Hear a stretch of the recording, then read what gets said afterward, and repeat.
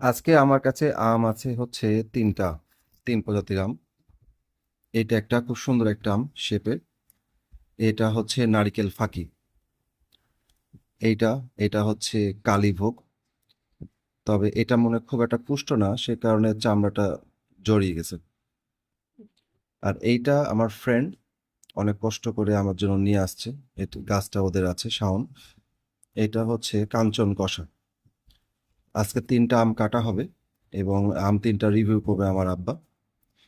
তারপর 10-এর মধ্যে কোন আম কত পায়, ধরা যাক যে 10-এর মধ্যে 10 হচ্ছে খিসাপাতি, তাহলে এরা কত পাচ্ছে সেটা আমরা আজকে রিভিউ করব। হ্যাঁ আব্বা, এটা হচ্ছে নারিকেল ফাঁকি, এটা হচ্ছে কালীভোগ, আর এটা হচ্ছে কাঞ্চন কষা।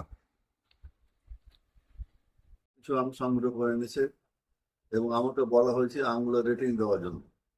আমার হাতে এখন যে আমটি দেখতে পাচ্ছেন এটার নাম হচ্ছে নারিকেল পাখি। এর একটা বিশেষ ইতিহাসের ঐতিহ্য রয়েছে।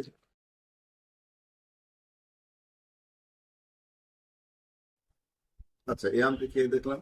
এর পরের নম্বরে চলে যাই। এটা ইতিহাস আমার জানা নেই, তবে একটা কালীভোগ। হ্যাঁ,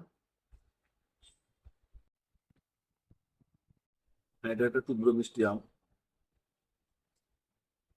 আঁশ নেই, অন্য কোনো গন্ধও নেই।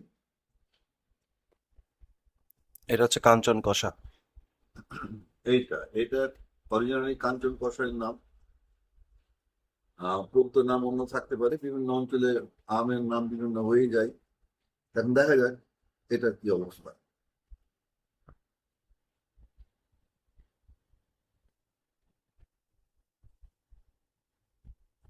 হ্যাঁ, এটাও তো সুস্বাদু আম। আমি যে কথাটা আগে বলতে চেয়েছিলাম যে এটা মিষ্টিত্ব কম হবে, এবং নিঃসন্দেহে এটার মিষ্টিত্ব কিছু কম আছে। তারপরে খেতে ঘুষে মিষ্টির দিক দিয়ে এইটা হলো সবচেয়ে বেশি, যা আমরা একে 10-এর মধ্যে 7 দিতেই পারি। এবং এটা মিষ্টির দিক দিয়ে এটাকে 10-এর মধ্যে 6.5 দিতেই পারি। এবং এটাকে মিষ্টির দিক দিয়ে আমরা 10-এর মধ্যে 5 দিতেই পারি। এই হলো মোটামুটি আমাদের রেটিং।